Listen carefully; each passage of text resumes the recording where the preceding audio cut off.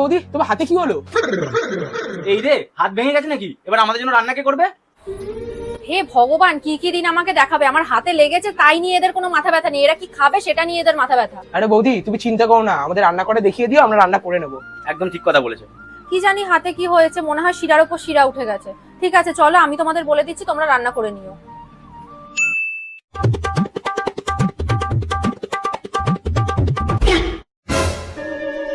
ও বৌদি, বৌদি এই 200 টাকাটা কার? চা পাতার কৌটাতে। এই এই তোরা দুজন কাজ করা ছেড়ে দে, আমার মনে হয় হাত ঠিক হয়ে গেছে, আমিই করে নেবো পুরো কাজ। এই অর্পিতা, তুমি আজকে বরং রেস্ট নাও, আমি আর ভাই মিলে আজকে রান্নাঘরটা পুরো পরিষ্কার করে দিচ্ছি। কি ভাই বল? হ্যাঁ হ্যাঁ করে দেবো। আরে আমার হাত একদম ঠিক হয়ে গেছে দেখো। আরে কোথায় হাত ঠিক হয়ে গেছে? আমি তো বললাম আমি আর ভাই মিলে আজকে সব কাজ করে নেবো, তুমি আগে রেস্ট নাও। আরে ভাই আমি বলছি তো আমার হাত ঠিক হয়ে গেছে দেখো।